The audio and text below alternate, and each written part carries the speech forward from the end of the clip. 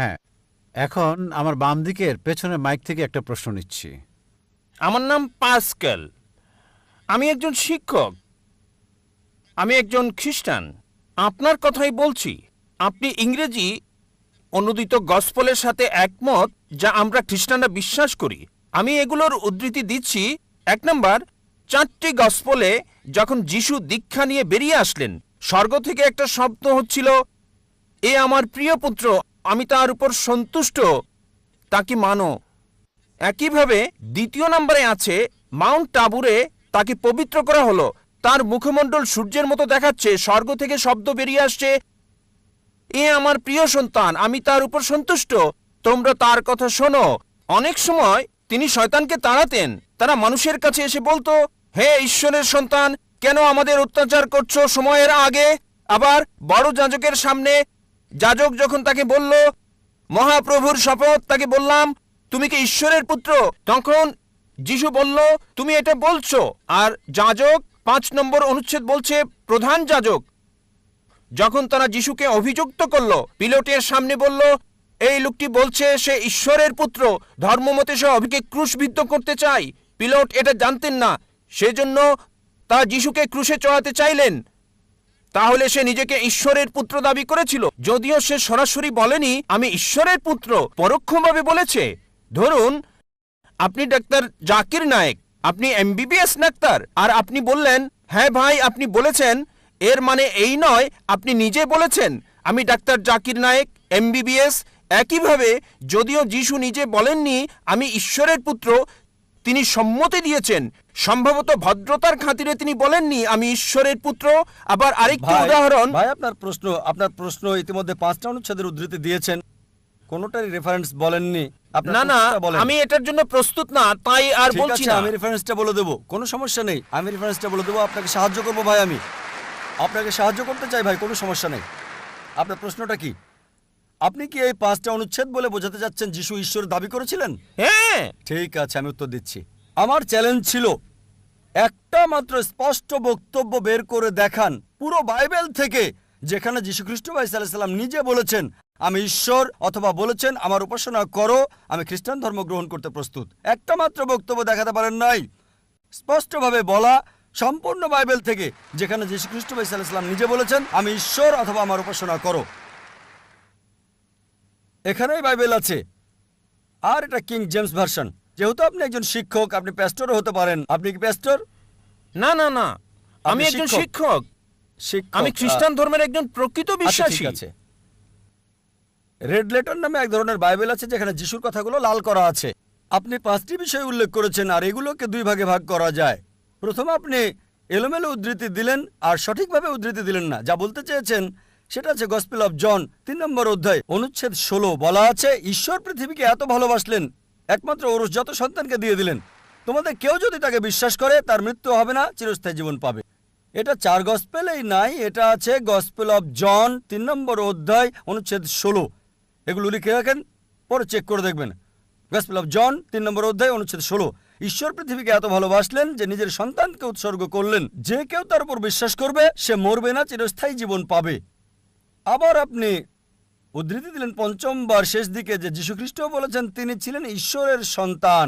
আপনি বলেছেন, আপনি কি জানেন বাইবেলে ঈশ্বরের পুত্র এ কথাটা অসংখ্যবার বলা আছে। যদি আপনি বাইবেল পড়েন, আদম ছিলেন ঈশ্বরের পুত্র, আল্লাহ তাকে শান্তিতে রাখুন। ইব্রাহিম ছিলেন ঈশ্বরের পুত্র, ইসরাইল ছিলেন ঈশ্বরের পুত্র। আপনি যদি রোমান্স পড়েন 8 নম্বর অধ্যায়ে বলা আছে তারা সকলেই যারা ঈশ্বরের আত্মার দ্বারা পরিচালিত, তারা সকলে ঈশ্বরের পুত্র। আপনি যদি ঈশ্বরের দূত হন, আপনি ঈশ্বরের পুত্র। যদি আমি ঈশ্বরের দূত হই, আমি ঈশ্বরের সন্তান বাইবেল অনুসারে। কিন্তু তারা বলে না না না না না, যীশু খ্রিস্ট স্বাভাবিক সন্তান না, তিনি ঔরসজাত সন্তান। এবার আপনার শেষ প্রশ্ন ঈশ্বরের পুত্রের ব্যাপারে। বাইবেলে অসংখ্য ঈশ্বরের পুত্রের উল্লেখ আছে। আদম ঈশ্বরের পুত্র, ইব্রাহিম ঈশ্বরের পুত্র, ইসরায়েল ঈশ্বরের পুত্র। যারা ঈশ্বরের আত্মার সাহায্যে পরিচালিত তারা ঈশ্বরের পুত্র। কিন্তু খ্রিস্টান মিশনারিরা বলে না না না, যীশু খ্রিস্ট স্বাভাবিক পুত্র না। আসুন আপনার প্রথম প্রশ্নে, তিনি ঈশ্বরের ঔরসজাত সন্তান। তারপর তারা বলে যা আপনি বলেননি, আমি আপনাকে সাহায্য করছি। গসপেল অফ জন 3 নম্বর অধ্যায় অনুচ্ছেদ 16, ঈশ্বরের পৃথিবীকে এত ভালোবাসলেন যে নিজের সন্তানকে উৎসর্গ করলেন, যে কেউ তাকে বিশ্বাস করবে সে মরবে না, চিরস্থায়ী জীবন পাবে। ভাই, আপনি কি বিগটন শব্দের অর্থ জানেন? বিগটন শব্দের অর্থটা কি? না, বিগটন শব্দটার অর্থ কি? বিগটেন মানে এটা না যা আপনি বুঝেছেন। এটা মানে আমি এটা আপনাকে হতে পারে জিজ্ঞেস না। করছি বিগটন শব্দটার অর্থ কি? হ্যাঁ, আমি জানি। বিগটন শব্দের অর্থ কি? বিগটেন শব্দের দুটো অর্থ রয়েছে।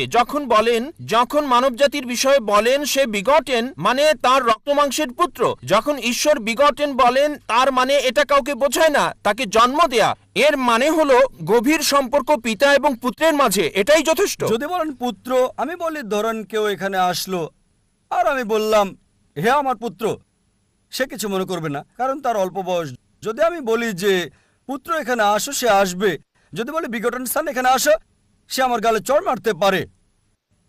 এই অভিযোগ করে যে নাউজুবিল্লাহ আমার দৈহিক সম্পর্ক তার মার সাথে। ঠিক, যদি একটা ছোট বালককে বলি বিগটন সান, বা একটা যুবককে হতে পারে 23 বছরের, আমি 40-এরও বেশি, যদি বলি বিগটন সান এখানে আসো, সে হয়তো আমার গালে চড় মারতে পারে। কেন? বিগটন মানে ঈশ্বরের দ্বারা শায়ার, শায়ার মানে নিম্নজাতের প্রাণীর যৌন ক্রিয়া সম্পর্কিত। আর এ কারণে যদি আপনি রিভাইজড স্ট্যান্ডার্ড ভার্সন বাইবেলটা পড়েন, সংস্করণ করেছে 32 জন উচ্চ পদস্থ খ্রিস্টান পণ্ডিত, যাদের সমর্থন করেছে 50টি খ্রিস্টান চার্চ। তারা বলেছে বিগটন শব্দটি গসপেল অফ জন অধ্যায় 3 অনুচ্ছেদ 16 হচ্ছে অসাড় কথা, একটা মিশ্রণ, একটা প্রতারণা, এবং তারা এটাকে বাইবেল থেকে বাদ দিয়েছে। আপনি কি জানেন? যদি রিভাইজড স্ট্যান্ডার্ড ভার্সন বাইবেল পড়েন, যেটা সবচেয়ে বেশি বিকৃত, সংস্করণ করেছে 32 জন উচ্চ পদস্থ খ্রিস্টান বিশেষজ্ঞ, যাদেরকে সহায়তা করেছে 50টি বিভিন্ন খ্রিস্টান মিশনারি। তারা বলেছে এই বিঘটন শব্দটি হচ্ছে অসাড় কথা, একটা মিশ্রণ, একটা প্রতারণা, এজন্য এই বিঘটন শব্দটা তারা বাদ দিয়েছে। সুতরাং যদি বলেন পুত্র, তবে ঈশ্বরের পুত্র আছে বাইবেলে অসংখ্য। সুতরাং আপনার প্রথম এবং শেষ প্রশ্নের উত্তর আমি দিয়েছি। এবার আসুন আপনার দ্বিতীয় এবং তৃতীয় প্রশ্নে। বলেছেন তিনি শয়তানকে তাড়ান, পুরো উদ্ধৃতি দেন। আপনি পুরো বাক্যটা বলেননি, আমি আমার লেকচারে বলেছি। গসপেল অফ ম্যাথিউ অনুযায়ী অধ্যায় 12 28 নম্বর অনুচ্ছেদ তিনি বলেছেন আমি শয়তানকে তাড়িয়ে দিই ঈশ্বরের আত্মার সাহায্যে। গসপেল অফ লুক অধ্যায় 11 অনুচ্ছেদ 20 আমি শয়তানকে তাড়াই ঈশ্বরের আঙুলের সাহায্যে। এখানে বলছে না যে তিনি একা করেন, তিনি এটা করেন ঈশ্বরের সাহায্যে। এর মানে এই নয় যে তিনি ঈশ্বর। এই সবগুলো অনুচ্ছেদ যা আপনি বলছেন স্পষ্ট করে বলছে যে তিনি হচ্ছেন ঈশ্বরের দূত, তিনি নিজে ঈশ্বর ছিলেন না। এ কারণেই আমি চ্যালেঞ্জ করেছি আপনি পুরো বাইবেলে একটা মাত্র অনুচ্ছেদ দেখান যেখানে স্পষ্ট করে বলা যীশু খ্রিস্ট বা ঈসা আলাইহিস সালাম নিজে বলেছেন যে আমি ঈশ্বর, বা তিনি বলেছেন আমার উপাসনা করো, আমি খ্রিস্টান ধর্ম গ্রহণ করতে প্রস্তুত আছি। যীশু কোথাও কখনো বলেননি যে শুধু যদি আমি বলি পুত্র এখানে আসো, এর মানে এই নয় যে আমার ঔরসজাত সন্তান। ঠিক একইভাবে যদি আপনি আমাকে বলেন যে আমি আপনাকে ডাক্তার জাকির নায়েক বলে ডাকবো, ঠিক, আর যদি আমি আপত্তি না করি যে না এটা সঠিক হতে পারে, ভুলও হতে পারে, লোকজন বলে ডাক্তার জাকির নায়েক একজন বিশেষজ্ঞ, আমি নিজেকে মনে করি না বিশেষজ্ঞ, আমি একজন জ্ঞানের ছাত্র হিসেবে নিজেকে চিন্তা করি। সুতরাং লোকজন আমাকে যদি বিশেষজ্ঞ বলে আর আমি নীরব থাকি, তার মানে এই নয় যে আমি গ্রহণ করছি। তারা আমাকে বিশেষজ্ঞ হিসেবে বিবেচনা করে, আমি নিজেকে বিবেচনা করি না। সবসময় নিজেকে জ্ঞানের একজন ছাত্র হিসেবে উল্লেখ করে থাকি, তালবে ইলম।